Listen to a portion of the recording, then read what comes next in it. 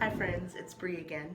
I'm here to continue talking about how we can cultivate personal safe spaces for ourselves. So let's talk a little bit deeper about creating a safe healing space. Say that where we have a day off, we want to just chill at home, just exist without having to do too much. Maybe that's making ourselves a nourishing meal, doing some food prep, or maybe we don't want to do anything and just want to have a few moments or half a day or whatever that looks like to just ground more into our physical self and take care of the physical needs. That can look like I will take time to do a coveted face mask. This has like turmeric in it, turmeric and gold clay. I have wonderful handy face wipes that are super cleansing. I'll even use that as something that I can do as a ritual, touching the skin on the face, neck, touching the hands. It brings awareness, it brings presence to the body. Instead of our limbs being just like monotonous extensions of us, we're bringing our power and our energy in to focus on the things that the body actually needs and saying, hey, I see you, I feel you, I know that this touch is essential. Okay, here I am, let's do this. I also utilize a little face roller. This is a like $9. I got it on clearance at Ross, but it has some batteries in it so it can vibrate, and it just helps move and evenly distribute lymph and work out tension in my face. We get a lot of tension here in our jaw lines, throughout our cheeks, maybe even around our sinuses. So this is a good way to channel that loving energy of the quartz crystal into you, this pink quartz, which is more heart chakra based. And I will even roll it on my chest. Those rollers are good for any surface area. This is a good way to disperse lymph, which is a fluid that lives directly right under the skin. You don't need a lot of pressure to move it around, but it's responsible for helping our joints and just different areas inside the body stay lubricated. It helps move bacteria. It helps cleanse around the areas of our organs. It's a really vital fluid that when it builds up, we get some stagnancy, maybe even emotionally, definitely physically, or we get like super soft pouches, and it's like probably just fluid that needs to be dispersed. You always want to go sweep up towards the heart, or if you're working on the face, up towards the forehead, towards the crown, and keep going in that direction. So I like to use one of those. I also love to use my CBD salves, essential oils. My scent at the moment is rosemary. Huge rosemary fan. It's very invigorating. It's very refreshing. It smells very earthy, kind of undertones of eucalyptus and pine, without being fully eucalyptusy or pine. But rosemary, even having fresh sprigs of rosemary and rubbing it between my hands and just smelling something herbal all day long counts as self-care. If you have some wild lavender, mush that up between your hands and just smell it. Tuck it in your pocket so you just have that little bit of fragrance, like just aromatically surrounding you all day, like a little cocoon of love, a little self-care love. Again, I like to use a bit of rose water spray. Is a wonderful spritz, and take a few breaths with that.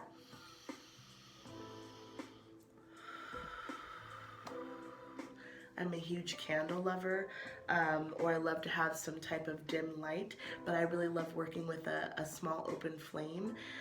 It symbolizes for me a space where I can toss all of the resentment, all of the stress, little shiny, all of the resentment, any stress, all that rage that comes up. Having an open flame in the room when I'm doing active healing work with someone else or with myself kind of helps me direct it. That flame is protecting. It's also absolving me of all the things that I'm carrying. That's like just a visual spiritual exercise that I do that can be really common amongst us candle magic witches. Sometimes I'll use different color candles to symbolize different areas of the body or different chakras. Right now I've been working a lot with black candles, which are good for protection and banishments, because you know that there's been some banishing things that have needed to happen, banishing racism, banishing all that hate, banishing the need to control things and people that don't need to be controlled. So I burn a lot of black candles to help set that tone of what I am releasing and just completely eliminating from my space and any space that doesn't need to be there. And it helps me physically manifest the things that I do want to bring in by clearing that space and keeping it protected as much as possible. I've also been working a lot with the green candle. The green is the color of the heart chakra in the chakra chart. So as I'm sometimes meditating or sitting with myself, I'll have my hands over my heart and just pouring all of that love that's coming out that radiates for everybody else and directing it right back to myself. I am also just as worthy as the healing and the love that I give and that I share with others. And I want everybody to be able to take a moment and say that to themselves. I am worthy of all the love and grace and compassion that I share and show others. I am worthy of the love and grace and compassion that I share with and show others. You are just as worthy, and you need to program that goodwill into yourself just as much as others need to hear it and feel it. And as a healer, you know I have people in my ear all the time making sure, do you need something? Are you okay? Did you drink water? Just as I'm doing it for them, people do come back and do it for me as well, because sometimes the healers get left behind. We do all the healing like a mom, you know? The mom's a thankless job. All my single moms out there, all my moms out there in general, just trying to make it work, doing all that parenting, all my dads out there doing all that parenting, endless parenting during this COVID and quarantine and schools being shut down. I know that also plays a huge part into it. Any parent, any background, you are supported and you deserve to share that goodwill. Caregivers, essential workers, frontline workers, you deserve to pour that love and that intimacy and that compassion back into yourself, just as you pour it out into your community and into your home and into your families. You are worthy and you are deserving.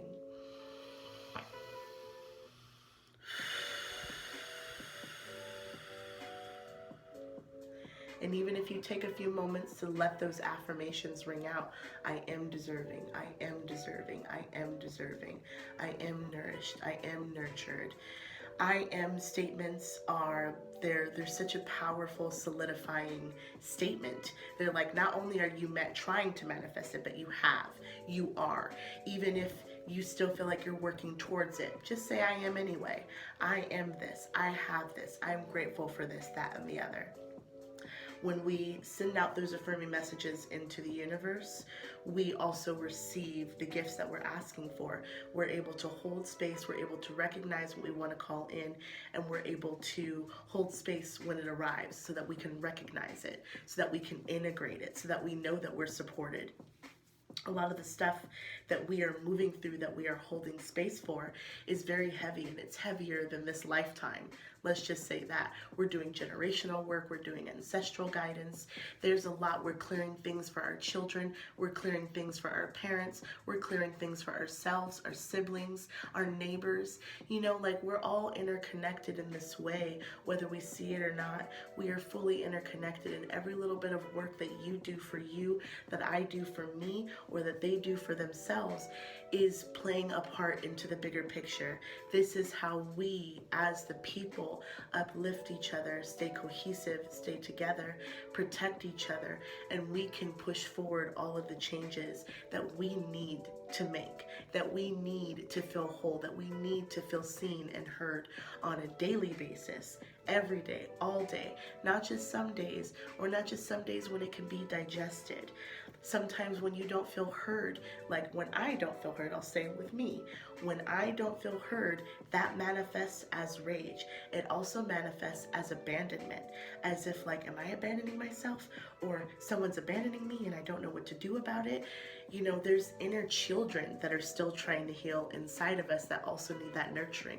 When we're pouring that goodwill and that nurturance back into ourselves, when we're taking this time to breathe and to learn how to care for ourselves in all of these spaces, we're also teaching those inner children that are super restless and still looking for mothering, fathering, parenting, guidance, support, nurturance. We're telling them, hey, I know how to do this. I got you.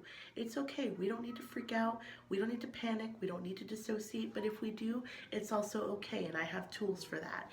Like sometimes I have to step back, like my therapist suggests to me, and just stop and tuck in that inner 5-year-old and that inner 12-year-old, that inner 19-year-old, you know, the versions of myself that didn't feel heard at those ages, where those energetic and emotional fractures happened, and now I'm a full-grown adult and I'm still having to go back and rebuild those bridges with my inner children, because we weren't able to do that at the time, or I wasn't able to have that understanding and complete those goals with establishing safety within myself as a child and establishing safety within my home all the time as a child.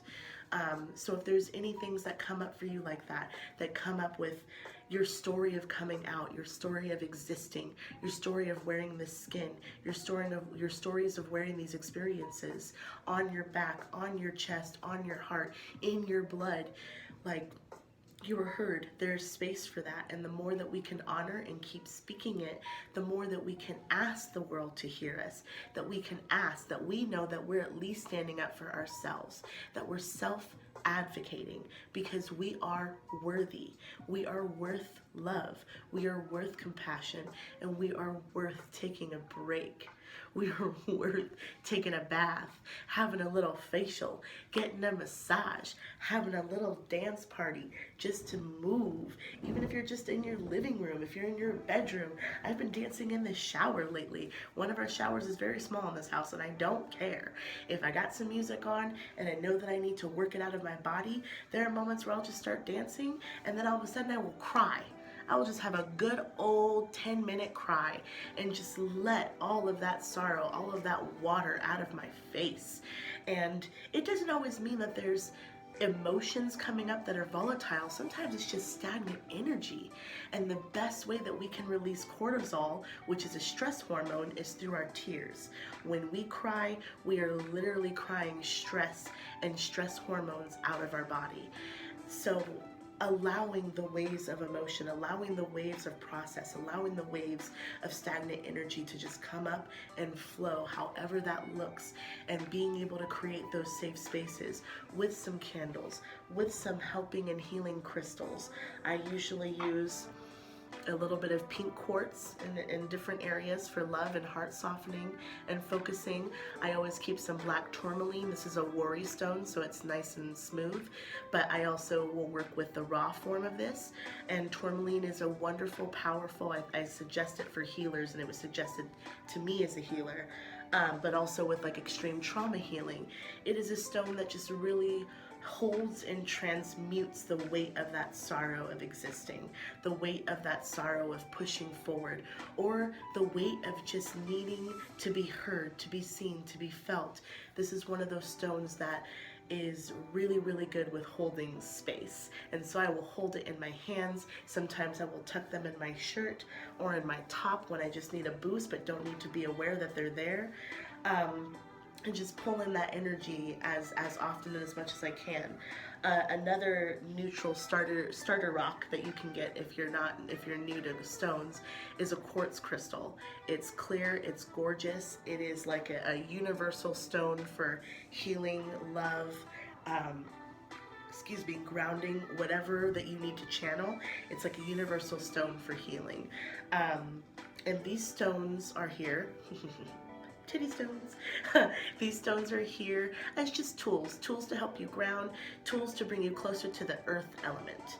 And as you hold these things, they're just little totems for you to know that you are here, that you are valid, that you do exist, and that this body is getting some sort of support, and that you are able to tune into that and honor it. And I think a lot of these things look different for everyone, but tuning into your space, lighting a candle for yourself and your collective, tuning into that goodwill, doing a little bit of self-care activity, whether that's massaging your hands, your neck, your face, whatever feels good and resonates in that moment. Take that time in your healing space that you are able to cultivate in that safe space with yourself. You are a safe space. You are a safe space. And I love you.